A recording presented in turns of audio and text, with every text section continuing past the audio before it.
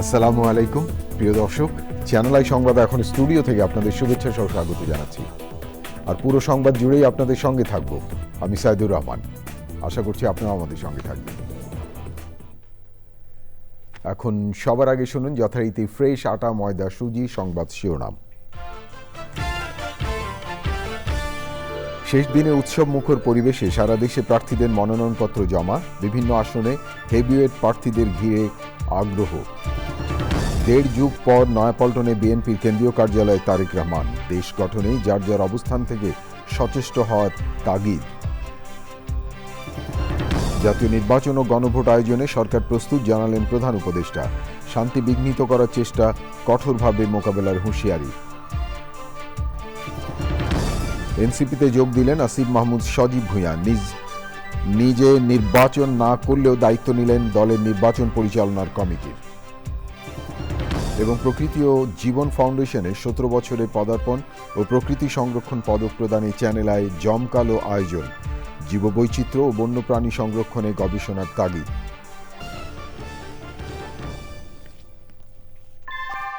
ভূমিকম্প সহনীয় most durable দেশের প্রথম থার্মেক্স রড সালাম স্টিল। সালাম স্টিল বোঝে ডিউরেবিলিটি। সালাম স্টিল, মোস্ট ডিউরেবল স্টিল। ধন্যবাদ প্রিয় দর্শক আমাদের সাথে যোগ দেওয়ার জন্য। এতক্ষণ সংবাদ শিরোনাম শুনলেন, চলুন যাওয়া যাক পুরো খবরে। আর এখনকার এই সংবাদ আয়োজন একই সঙ্গে চ্যানেল আই ইউটিউব চ্যানেলে এবং চ্যানেল আই ওটিটি প্ল্যাটফর্ম আইস্ক্রিনে লাইভ স্ট্রিম হচ্ছে। প্রিয় দর্শক, শুরুতেই জাতীয় সংসদ নির্বাচন 2026।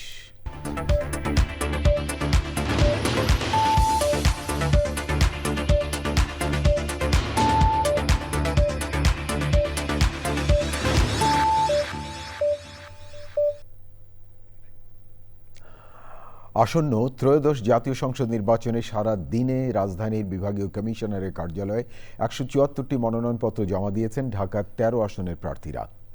বিভাগীয় কমিশনার শরফুদ্দিন আহমেদ চৌধুরী জানান, ঢাকা ৪ আসনে ৮টি, ঢাকা ৫-এ ১৬টি, ঢাকা ৬-এ ৭টি, ঢাকা ৭-এ ১৫টি, ঢাকা ৮-এ ১২টি, ঢাকা ৯-এ ১৪টি, ঢাকা 10-এ 13টি, ঢাকা 11-তে 11টি, ঢাকা 12-তে 18টি, ঢাকা 14-তে 13টি, ঢাকা 16-তে 13টি, ঢাকা 17-তে 17টি এবং ঢাকা 18-তে 18টি মনোনয়নপত্র জমা পড়েছে।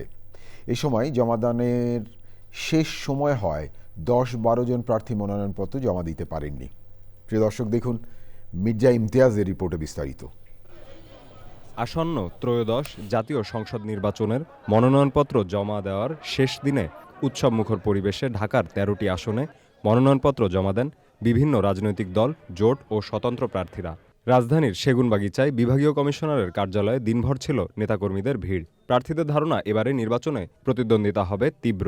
আমি আশা করি আমি সবার একটা সমর্থন, একটা ভালোবাসা নিয়ে আমরা এখানে নির্বাচনের যে বৈতরণী, সেই বৈতরণী সফলভাবে আমরা পার হতে পারব। তারেক রহমানের নেতৃত্বে বাংলাদেশের সকল চক্রান্ত ষড়যন্ত্র প্রতিহত করে আমরা বাংলাদেশকে সামনের দিকে এগিয়ে নিয়ে যাব। এনসিপিতে যদি আমরা 300 আসন দিতাম, সেখানেও আমাদের কিছু লিমিটেশন থাকতো, অন্যান্য দলের কিছু লিমিটেশন থাকে। আমরা সকল ফোর্সকে একসাথ করেছি এবং সকল ফোর্স একসাথ হয়ে ইনশাল্লাহ আমরা সরকার গঠনের দিকে যাচ্ছি। সুন্দর, সুষ্ঠু এবং পার্টিসিপেটরি নির্বাচন আমরা করতে পারবো ইনশাল্লাহ। প্রত্যেক ভোটারের তাদের দায়িত্বশীল হতে হবে।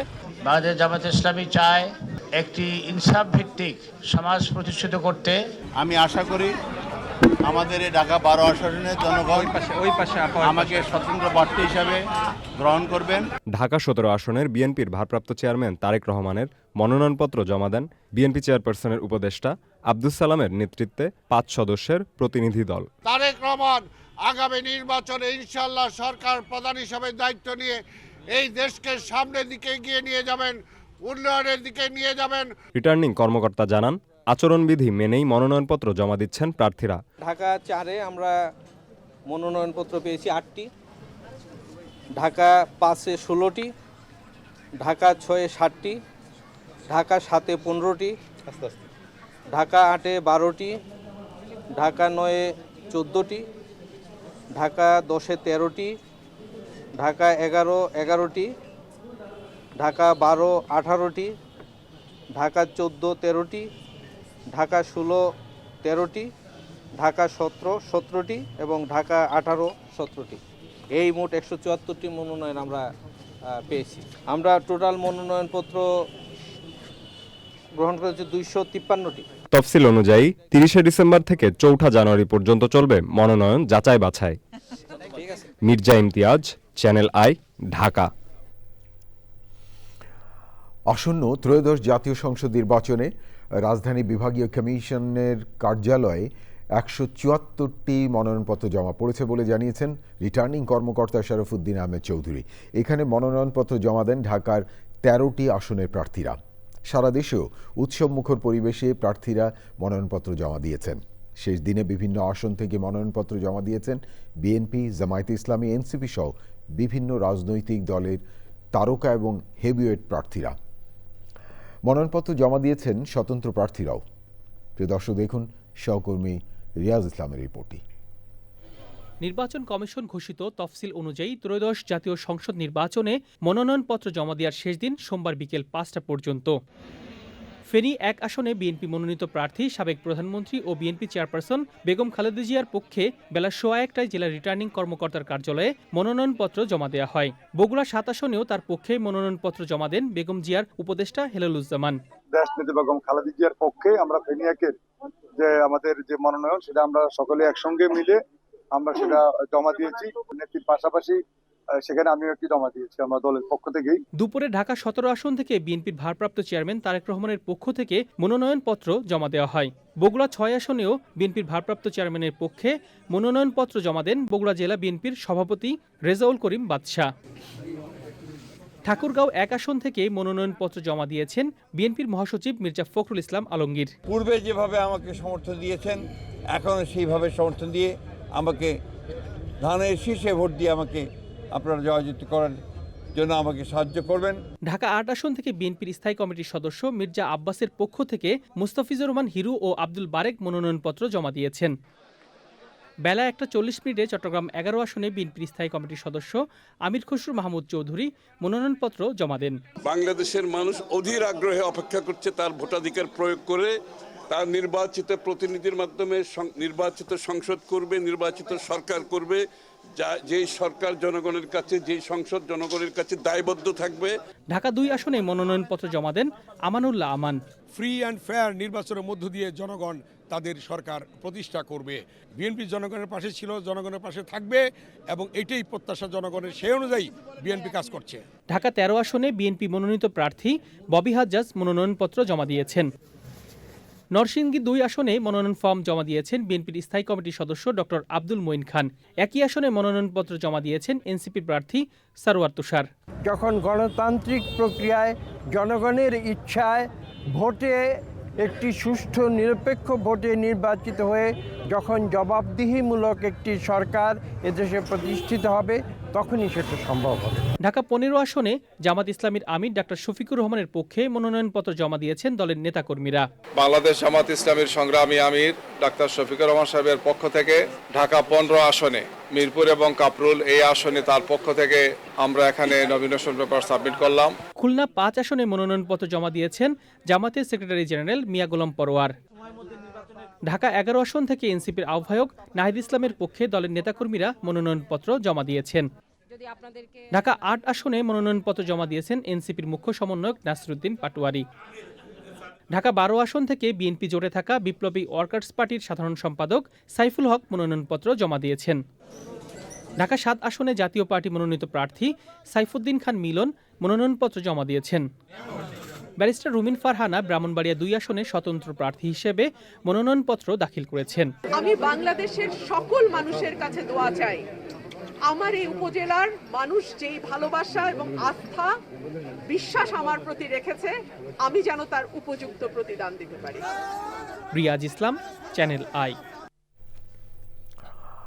মনোনয়নপত্র দাখিলের শেষ দিনে সারা দেশে জেলা রিটার্নিং কর্মকর্তাদের কার্যালয়ে উৎসব মুখর পরিবেশে মনোনয়নপত্র জমা দেন প্রার্থীরা।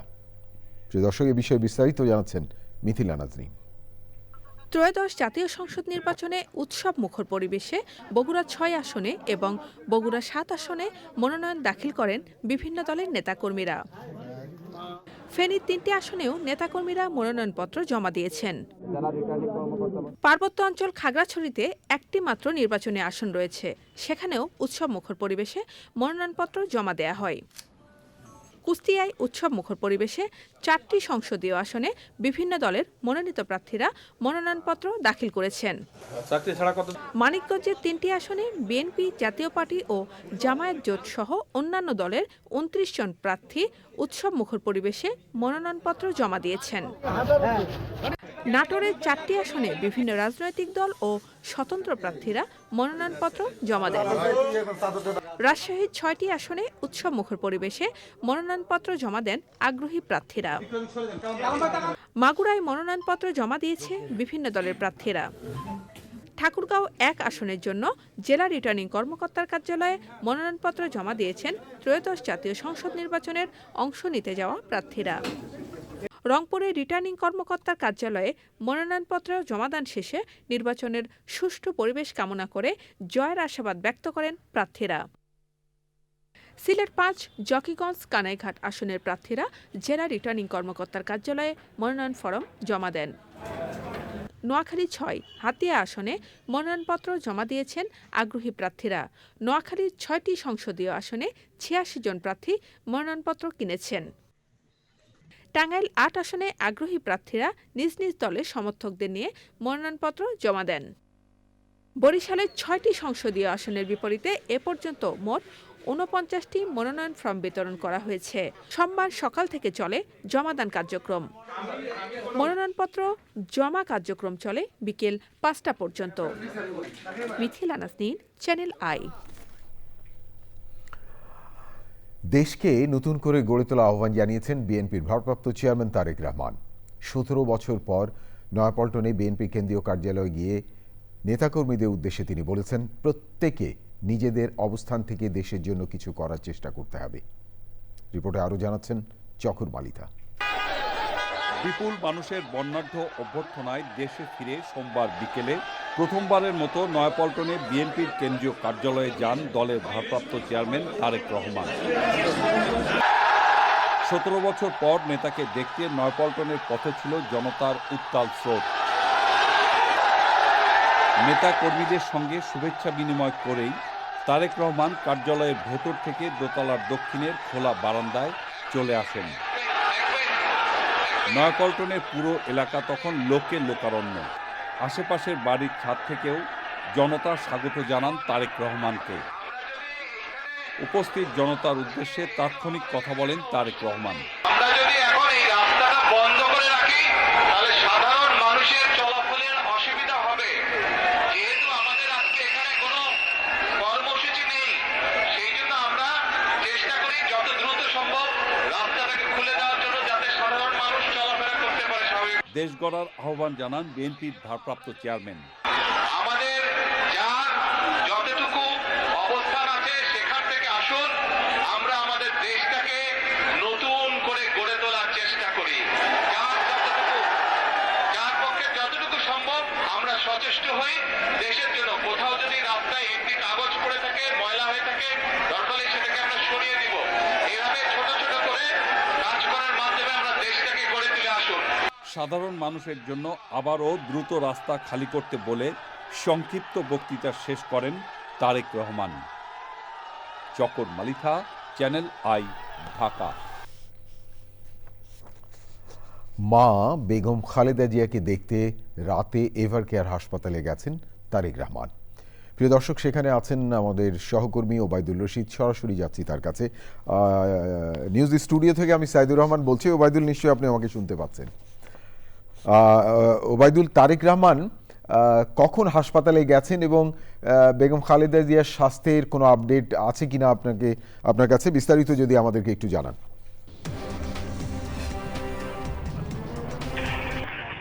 ধন্যবাদ।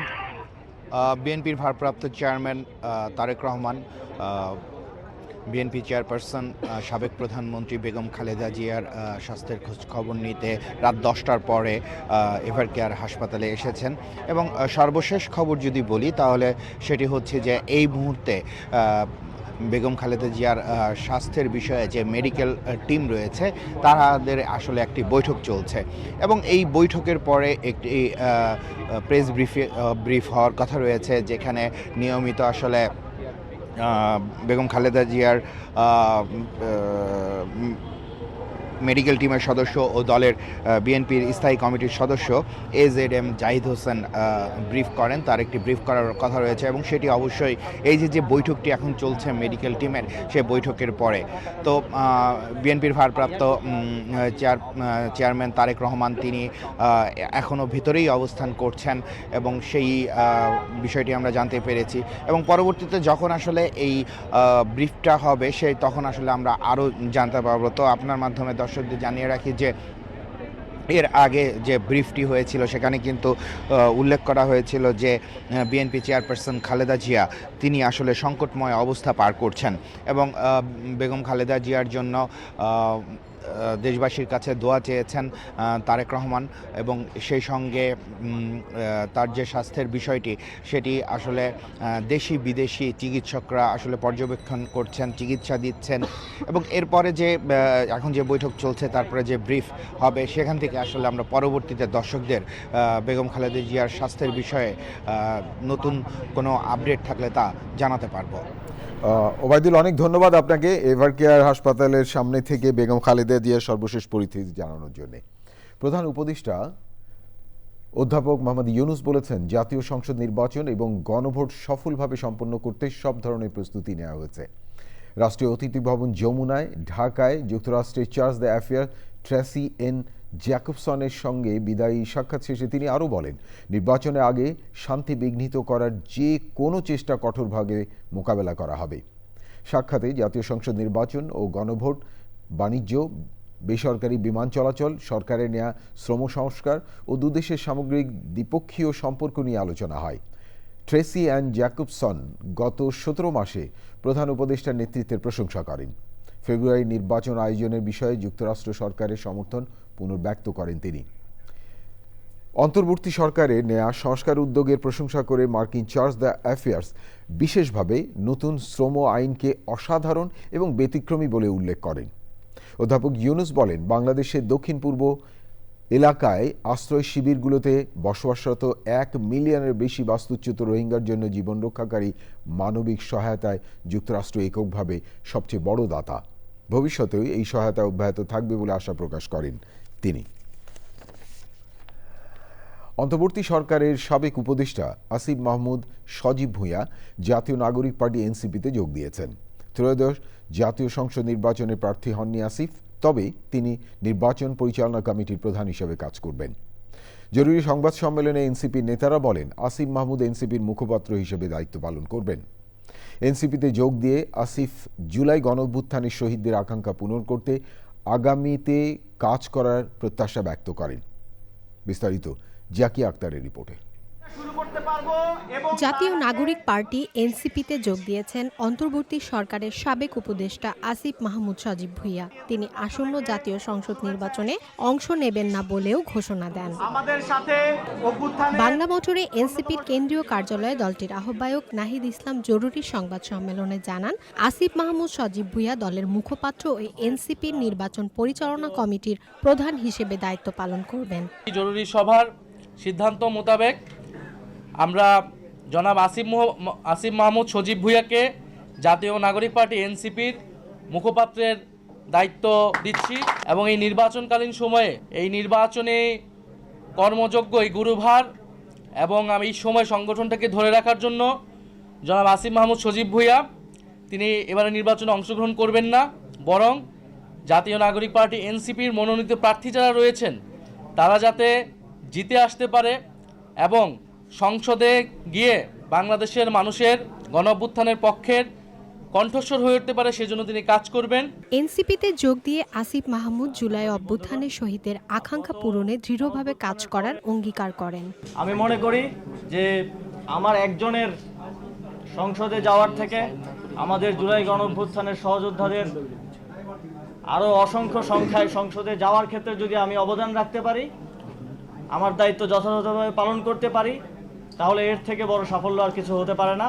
আমরা প্রত্যাশা করি খুবই সুষ্ঠু এবং নিরপেক্ষতার সাথে, কোনো ধরনের হানাহানি ছাড়া আমরা এই গণতান্ত্রিক উত্তরণকে সফলতার সাথে বাংলাদেশ অতিক্রম করতে পারবে। আসন্ন জাতীয় সংসদ নির্বাচনে সারা দেশে জাতীয় নাগরিক পার্টির ৪৭ জন প্রার্থী মনোনয়নপত্র জমা দিয়েছেন বলে সংবাদ সম্মেলনে জানান এনসিপি নেতারা। Zakia Akter, channel I, Dhaka. ভোলা এক আসনে বিএনপি এবং বিজেপি প্রার্থী সমর্থকদের মধ্যে উত্তেজনাকে কেন্দ্র করে বিজেপি কার্যালয়ে ভাঙচুর এবং ককটেল বিস্ফোরণের ঘটনা ঘটেছে। পরিস্থিতি নিয়ন্ত্রণে আনতে পুলিশ কয়েক রাউন্ড ফাঁকা গুলি বর্ষণ করে। সোমবার বিকেলে ভোলা শহরের নতুন বাজার এলাকায় এই ঘটনা ঘটে। ভোলা এক আসনে মনোনয়নপত্র দাখিল করেছেন বিএনপির প্রার্থী জেলা বিএনপির আহ্বায়ক গোলাম নবী আলমগীর। একই আসনে বিজেপি চেয়ারম্যান আন্দাউলিব রহমান প্রার্থ বিজেপির প্রার্থী হিসেবে মনোনয়নপত্র দাখিল করেন। তবে প্রার্থকে জোটের মনোনয়ন দেওয়া হয়েছে এমন গুঞ্জন ছড়িয়ে পড়লে সোমবার বিকেলে বিএনপি সমর্থকরা বিক্ষোভ মিছিল বের করেন। এ সময় বিজেপি কার্যালয়ে গিয়ে ভাঙচুর করা হয়। এ সময় কয়েকটি ককটেল বিস্ফোরণের ঘটনাও ঘটে। প্রিয় দর্শক, এবারে অন্যান্য খবর। স্বরাষ্ট্র উপদেষ্টা অবসরপ্রাপ্ত লেফটেন্যান্ট জেনারেল জাহাঙ্গীর আলম চৌধুরী বলেছেন, নির্বাচন বানচালে অনেক পক্ষই অপচেষ্টা চালাচ্ছে, তবে সেই সুযোগ নেই বলে মন্তব্য করে তিনি বলেন, নিরপেক্ষ নির্বাচন আয়োজনে সব প্রস্তুতি নিয়েছে সরকার।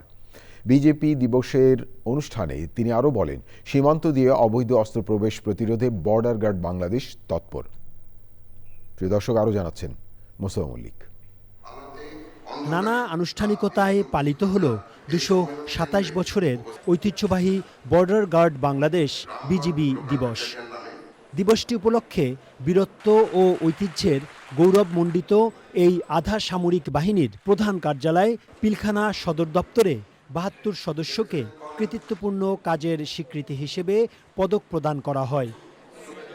স্বরাষ্ট্র উপদেষ্টা বলেন, এই মুহূর্তে অন্য কাজের সঙ্গে নির্বাচনকে সবার আগে গুরুত্ব দিতে হবে। জাতীয় নির্বাচনের জন্য সব ধরনের প্রস্তুতি স্বরাষ্ট্র মন্ত্রণালয় নিচ্ছে। বিজিবিও আপনারা দেখছেন জাতীয় নির্বাচনের জন্য তারা সব ধরনের প্রস্তুতি তারা নিচ্ছে। প্রায় ৩৫ এবং প্রায় ৩৫,০০০ মতো প্রায় ৩৫,০০০ সদস্য এই ইলেকশনের সময় নিয়োজিত থাকবে। ফ্যাসিস্ট যারা আছে তারা তো সবসময় এইটা বাধা দেওয়ার চেষ্টা করবে, কিন্তু আপনাদের সবাই সহযোগিতায় যদি থাকে নির্বাচন সুষ্ঠু, শান্তিপূর্ণ এবং উৎসব মুখর হবে এবং সবার কাছে এটা গ্রহণযোগ্য হবে। আরেক প্রশ্নের জবাবে স্বরাষ্ট্র উপদেষ্টা বলেন, সীমান্ত দিয়ে অস্ত্রের প্রবেশকে বাধা দেয়া হচ্ছে। ২-৪টা যে অস্ত্রতে ঢুকতেছে না তা না, এবং ঢুকতেছে এবং এগুলি কিন্তু ধরা হচ্ছে। ডেইলি দেখবেন যে ধরা হচ্ছে, এই ১টা-২টা করে কিন্তু ডেইলি একদিন ৫টা বিদেশি পিস্তলও কিন্তু ধরা হচ্ছে। মানে কোনো রকমের কোথাও ছাড় দেওয়া হচ্ছে না। বিজিবির চোখ ফাঁকি দিয়ে কোনো পণ্য যাতে প্রতিবেশী দেশে পাচার হতে না পারে সেজন্য সতর্ক থাকতে হবে বলে মন্তব্য করেছেন স্বরাষ্ট্র উপদেষ্টা। Mostafa Mallik, channel I, Dhaka. প্রকৃতি ও জীবন ফাউন্ডেশনে ১৭ বছরে পদার্পণ এবং ১৪তম প্রকৃতি সংরক্ষণ পদক প্রদান উপলক্ষে চ্যানেল আই চেতনা চত্বরে চলছে জমকালো আয়োজন। বাংলাদেশে প্রকৃতি ও জীববৈচিত্র্য সংরক্ষণে বিশেষ অবদান রাখায় এবছর প্রকৃতি ও জীবন ফাউন্ডেশন চ্যানেল আই প্রকৃতি সংরক্ষণ পদক ২০২৫-এ ভূষিত হয়েছেন সামাজিক উন্নয়নমূলক প্রতিষ্ঠান ফ্রেন্ডশিপের প্রতিষ্ঠাতা রুনা খান। সেই সময় পরিবেশ এবং জীববৈচিত্র্য সংরক্ষণে সার্বিক সচেতনতার তাগিদ দেন প্রকৃতি বন্ধু বীর মুক্তিযোদ্ধা মুকিত মজুমদার বাবু।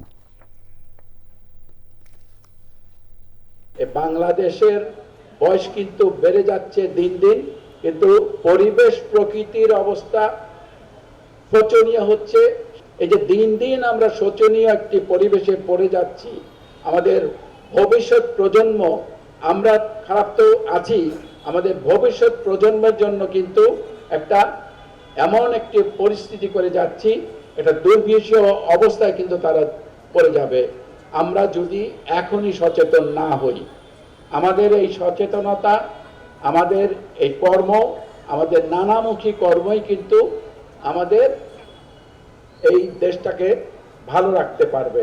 আসুন আমরা সবাই মিলে এই বাংলাদেশটাকে ভালো রাখার চেষ্টা করি। আমাদের প্রত্যেকেরই কিন্তু কিছু না কিছু ক্ষমতা আছে, তার সাথে একটু মমতা মিশিয়ে আমরা যখনই এগিয়ে আসব, এই দেশটা ভালো থাকবে, আমরা ভালো থাকবো, আমাদের ভবিষ্যৎ প্রজন্ম ভালো থাকবে। মুকিত মজুমদার বাবু কথা বলছিলেন। এবারে বিপিএল এবারে নিটোল টাটা আন্তর্জাতিক সংবাদ।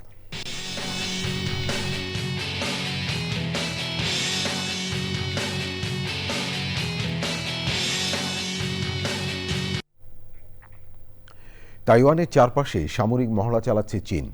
জাস্টিস মেশিন 2025 নামের এই মহড়ায় সেনা, নৌ, বিমান ও রকেট বাহিনীর অংশ নিচ্ছে এবং এতে লাইভ ফায়ার অনুশীলনই রয়েছে। চীনা সামরিক বাহিনী জানিয়েছে, বিচ্ছিন্নতাবাদী শক্তির বিরুদ্ধে সতর্ক বার্তা দিতেই এই উদ্যোগ। যুক্তরাষ্ট্র তাইওয়ানের কাছে $11 বিলিয়ন অস্ত্র বিক্রির ঘোষণা পরপরই মহড়া শুরু হয় উত্তেজনা বেড়েছে। তাইওয়ান এই পরিস্থিতিকে আন্তর্জাতিক নিয়মের প্রতি চ্যালেঞ্জ বলে আখ্যা দিয়ে সামরিক বাহিনীকে উচ্চ সতর্কতায় রেখেছে। চীনা সামরিক বাহিনীর কমান্ডার সামাজিক যোগাযোগ মাধ্যম ওয়েইবোতে এক পোস্টে এই মহড়াকে ন্যায় বিচারের ঢাল বলে বর্ণনা করেছেন। পোস্টে আরও বলা হয়, স্বাধীনতা ষড়যন্ত্রকারীরা এই ঢালের মুখোমুখি হলে নিশ্চিহ্ন হয়ে যাবে।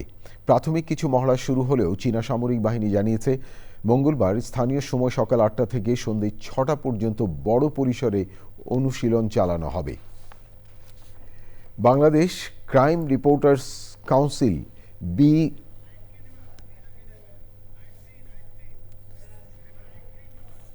এবারে আইস্ক্রিন সাংস্কৃতিক সংবাদ।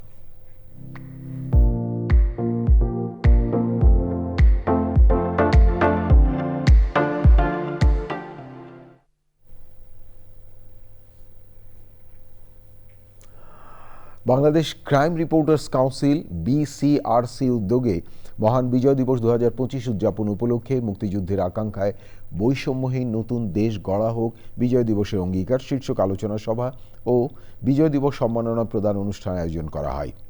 সংগঠনের সভাপতি রেজাবউদ্দৌলা চৌধুরীর সভাপতিত্বে অনুষ্ঠানে প্রধান অতিথি ছিলেন ঢাকা বিশ্ববিদ্যালয়ের সাবেক উপাচার্য ও সাবেক রাষ্ট্রদূত অধ্যাপক ডক্টর আনোয়ারুল্লাহ চৌধুরী। অনুষ্ঠানে 15 জন বিশিষ্ট ব্যক্তিবর্গকে বিজয় দিবস 2025 সম্মাননা প্রদান করেন অতিথিরা। আয়োজনের দ্বিতীয় পর্বে ছিল মনোজ্ঞ সাংস্কৃতিক অনুষ্ঠান।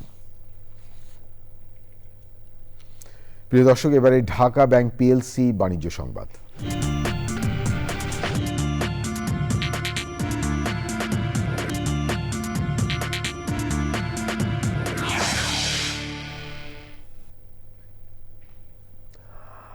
এসএমই উদ্যোক্তা সৃষ্টিতে আল আরাফা ইসলামী ব্যাংকের উদ্যোগে আয়োজিত মাসব্যাপী উদ্যোক্তা উন্নয়ন প্রশিক্ষণের সমাপনী হয়েছে।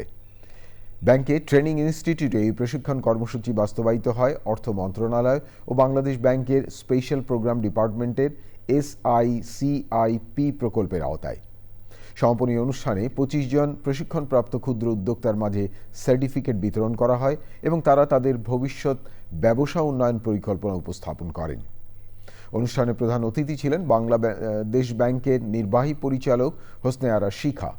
বিশেষ অতিথি ছিলেন বাংলাদেশ ব্যাংকের অতিরিক্ত পরিচালক ও SICIP প্রকল্প পরিচালক মোহাম্মদ নজরুল ইসলাম। সভাপতিত্ব করেন আল আরাফা ইসলামী ব্যাংকের ব্যবস্থাপনা পরিচালক ও CEO Mohammad Rafatullah Khan.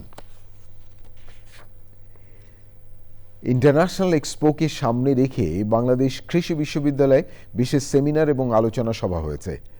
Animal health companies association of Bangladesh AHCAB এই সেমিনারে আয়োজন করে। ইন্টারন্যাশনাল এক্সপোকে সামনে রেখে বাংলাদেশ কৃষি বিশ্ববিদ্যালয়ে বিশেষ সেমিনার ও আলোচনা সভা হয়েছে। আয়োজনে ডক্টর মোহাম্মদ রাশিদুল জাকিরের সভাপতিত্বে প্রধান অতিথি ছিলেন বিশ্ববিদ্যালয়ের উপাচার্য professor doctor Fazlul Haque Bhuiyan. Doctor Mozammel Haque খানের সঞ্চালনায় অনুষ্ঠানে আরও ছিলেন dean MD doctor Bahanur Rahman, professor doctor Ruhul Amin, Rafiqul Islam Sardar, কৃষিবিদ ডক্টর হেলাল উদ্দিন, আহকামের প্রেসিডেন্ট সাইমুল হক, আহকাবের সহ মহাসচিব আনোয়ার হোসেন প্রমুখ। অনুষ্ঠানে ইউরোপীয় ইউনিয়নের মানব সম্পদ, ভ্যাকসিন, ওষুধ এবং হেলথ সংশ্লিষ্ট পণ্য দেশে উৎপাদন করে বিশ্ববাজারে রপ্তানির বিষয়ে আলোচনা করা হয়। তীব্র শীত ও ঘন কুয়াশায় বিপর্যস্ত হয়ে পড়েছে জনজীবন। উত্তরাঞ্চল সহ সারা দেশে কনকনে শীতে বিপাকে পড়েছেন নিম্ন আয়ের মানুষ। কোথাও কোথাও বইছে শৈত্যপ্রবাহ। খড়কুটো জ্বালিয়ে শীত নিবারণের চেষ্টা করছেন শীতার্তরা। ঘন কুয়াশার কারণে সড়কে হেডলাইট জ্বালিয়ে চলছে যানবাহন। কুয়াশায় চাঁদপুর ঢাকা নৌ রুটে যাত্রীবাহী নৌ চলাচল বন্ধ ঘোষণা করেছে বিআইডব্লিউটিএ। রোববার রাতে বিষয়টি নিশ্চিত করেছে বিআইডব্লিউটিএ চাঁদপুরের উপপরিচালক। যেসব লঞ্চ নির্দিষ্ট গন্তব্যের উদ্দেশ্যে পথে রয়েছেন তাদের এবং অন্যান্য নৌযানকে অভ্যন্তরীণ নৌ চলাচলের অধ্যাদেশ অনুযায়ী চলাচলের নির্দেশনা দেওয়া হয়েছে।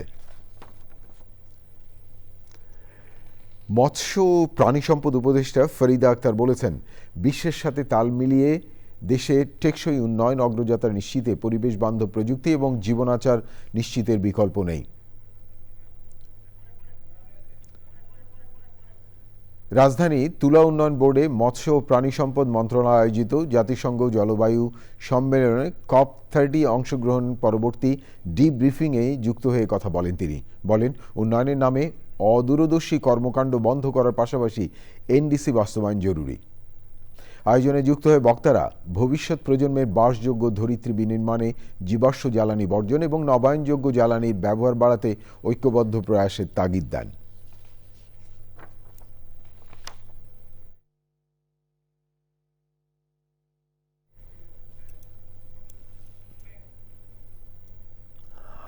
উৎসবমুখর পরিবেশে ময়মনসিংহ জেলার 11টি সংসদীয় আসনে মনোনয়নপত্র দাখিল করেছেন বিভিন্ন রাজনৈতিক দলের প্রার্থীরা। বিএনপি, জামায়াতে ইসলামী, এনসিপি, ইসলামী আন্দোলন, গণসংহতি আন্দোলন ও স্বতন্ত্র সহ মোট 94 জন প্রার্থী রিটার্নিং কর্মকর্তার কাছে মনোনয়নপত্র জমা দেন। জেলা রিটার্নিং কর্মকর্তা মোহাম্মদ সাইফুর রহমান জানান, নির্বাচনী আচরণবিধি মেনে মনোনয়নপত্র দাখিল কার্যক্রম চলছে। ময়মনসিংহ সদর, মুক্তাগাছা, ভালুকা, গফরগাঁও সহ জেলার বিভিন্ন উপজেলায় বিভিন্ন দলের প্রার্থীরা মনোনয়নপত্র জমা দিয়েছেন। ময়মনসিংহ জেলার 11টি সংসদীয় আসনে এবার প্রায় 48 লাখ ভোটার তাদের ভোটাধিকার প্রয়োগ করবেন। এদিকে ময়মনসিংহ 6 ফুলবাড়ি আসনে দলীয় সিদ্ধান্তের বাইরে গিয়ে স্বতন্ত্র প্রার্থী হয় বাংলাদেশ জামায়াতে ইসলামী ময়মনসিংহ জেলা শাখার সাবেক আমির অধ্যাপক মোহাম্মদ জসিম উদ্দিনকে সংগঠন থেকে বহিষ্কার করা হয়েছে। একই সঙ্গে তার রুকনিয়াত এবং সদস্যপদ বাতিল করা হয়। তৃণমূল পর্যায়ে জলবায়ু সুশাসন শক্তিশালীকরণে টপ ডাউন অ্যাপ্রোচের কারণে জনগণের অংশগ্রহণে সুযোগের অভাব, অবকাঠামোগত উন্নয়নে অব্যবস্থাপনা ও পরিবেশগত ন্যায় বিচারের বিষয়গুলো যথাযথভাবে বাস্তবায়িত হয় না। রাজধানীর সিডাপ আন্তর্জাতিক সম্মেলন কেন্দ্রে নাগরিক সংগঠন ওয়েভ ফাউন্ডেশন আয়োজিত জলবায়ু সুশাসন সিম্পোজিয়ামে বক্তারা এই কথা বলেন। সে সময় তারা জনগণের অংশগ্রহণের সুযোগ বাড়ানো এবং জেন্ডার ভিত্তিক অন্তর্ভুক্তি নিশ্চিতে জোর দেন। আয়োজনে ওয়েভ ফাউন্ডেশন এবং ওয়ার্ল্ড রিসোর্স ইনস্টিটিউটের সহযোগিতায় বাংলাদেশে জলবায়ু সুশাসন শক্তিশালীকরণে প্রকল্পের ফলাফল এবং সুপারিশ উপস্থাপন করা হয়। বাংলাদেশের শিক্ষার্থীদের কাজ এবং গবেষণার ক্ষেত্র তৈরি করে দিতে পারলে তারা আর বিদেশে গিয়ে কাজ খুঁজবে না, বরং দেশেই গড়ে তুলবে semiconductor industry. Centre of research excellence in semiconductor টেকনোলজির উদ্বোধনী অনুষ্ঠানে বক্তারা আরও বলেন, বাংলাদেশের শিক্ষার্থীরাই দেশের সেমিকন্ডাক্টর শিল্প গড়ে তুলতে পারে। সেজন্যই সরকারি বেসরকারি প্রয়োজনীয় সহযোগিতার আহ্বান জানান বক্তারা। প্রধান অতিথি হিসেবে বিজ্ঞান ও প্রযুক্তি মন্ত্রণালয়ের সচিব আনোয়ার হোসেন ছাড়াও ব্র্যাক বিশ্ববিদ্যালয়ের উপাচার্য ডক্টর সৈয়দ ফেরহাত আনোয়ার বক্তব্য রাখেন। বক্তারা জাতি হিসেবে উদ্ভাবনের পথে বায়োটেক, ইলেকট্রনিক্স, কৃত্রিম বুদ্ধিমত্তা ও রোবোটিক্সের মতো ভবিষ্যৎ প্রযুক্তিগুলো নিয়ে গবেষণা করার আহ্বান জানান। পাখি শিকার, বেচাকেনা এবং পাচার রোধে চুয়াডাঙ্গায় মাসব্যাপী প্রচার কার্যক্রম শুরু করেছে পরিবেশবাদী সংগঠন Bangladesh wild life and nature initiative. জেলার সদর উপজেলায় 10টি ইউনিয়নে প্রচারণা উদ্বোধন করেন উপজেলা নির্বাহী কর্মকর্তা রিফাত আরা। এ সময় বক্তারা জানান, উপজেলা প্রশাসন এবং বন বিভাগের সহযোগিতায় তাদের এই সচেতনতামূলক কার্যক্রম অব্যাহত থাকবে। এবারের প্রতিপাদ্য পাখি প্রকৃতির অলংকার এবং কৃষকের অকৃত্রিম বন্ধু আয়োজনে সংগঠনের নেতারা উপস্থিত ছিলেন। ঢাকা শহরে শিশু শ্রম বন্ধের জন্য গৃহীত পদক্ষেপগুলো শক্তিশালী করার লক্ষ্যে সোমবার রাজধানী সিডাম মিলনায়তনে এক আলোচনা সভা হয়েছে। শিশু শ্রম বন্ধে সরকারি সংস্থা, স্থানীয় সরকার, সুশীল সমাজ, বেসরকারি খাত এবং কমিউনিটির মধ্যে সমন্বয় বাড়ানোর আহ্বান জানানো হয়। এডুকো বাংলাদেশের সহযোগিতায় ইকো সোশ্যাল ডেভেলপমেন্ট অর্গানাইজেশন ESDOর আয়োজনে সভাপতিত্ব করেন ESDOর নির্বাহী পরিচালক ডক্টর মোহাম্মদ শহীদুজ্জামান। বক্তৃতা করেন কারিগরি ও মাদ্রাসা শিক্ষা বোর্ডের সচিব মোহাম্মদ রফিকুল ইসলাম, কারিগরি শিক্ষা বোর্ডের চেয়ারম্যান প্রকৌশলী মোহাম্মদ রুহুল আমিন, শ্রম এবং কর্মসংস্থান মন্ত্রণালয়ের যুগ্ম সচিব মোহাম্মদ মুজাম্মেল হক, এডুকো বাংলাদেশের পরিচালক আব্দুর রহিম ও অন্যরা। প্রিয় দর্শক, এই ছিল আপনাদের জন্য আমাদের সকল আয়োজন। তবে যাবার আগে ফ্রেশ আটা, ময়দা, সুজি সংবাদ শিরোনাম আরও একবার। শেষ দিনে উৎসবমুখর পরিবেশে সারা দেশে প্রার্থীদের মনোনয়নপত্র জমা, বিভিন্ন আসনে হেভিওয়েট প্রার্থীদের ঘিরে আগ্রহ। 1.5 যুগ পর নয়াপল্টনে বিএনপি কেন্দ্রীয় কার্যালয়ে তারেক রহমান, দেশ গঠনে যার যার অবস্থান থেকে সচেষ্ট হওয়ার তাগিদ। জাতীয় নির্বাচন ও গণভোট আয়োজনে সরকার প্রস্তুত, জানালেন প্রধান উপদেষ্টা। শান্তি বিঘ্নিত করার চেষ্টা কঠোরভাবে মোকাবেলার হুঁশিয়ারি। এনসিপি যোগ দিলেন আসিফ মাহমুদ সজীব ভুঁইয়া, নিজে নির্বাচন না করলেও দায়িত্ব নিলেন দলের নির্বাচন পরিচালনা কমিটির। এবং প্রকৃতি ও জীবন ফাউন্ডেশনের 17 বছরে পদার্পণ, প্রকৃতি সংরক্ষণ পদক প্রদানে চ্যানেলের জমকালো আয়োজন, জীববৈচিত্র্য ও বন্যপ্রাণী সংরক্ষণে গবেষণার তাগিদ।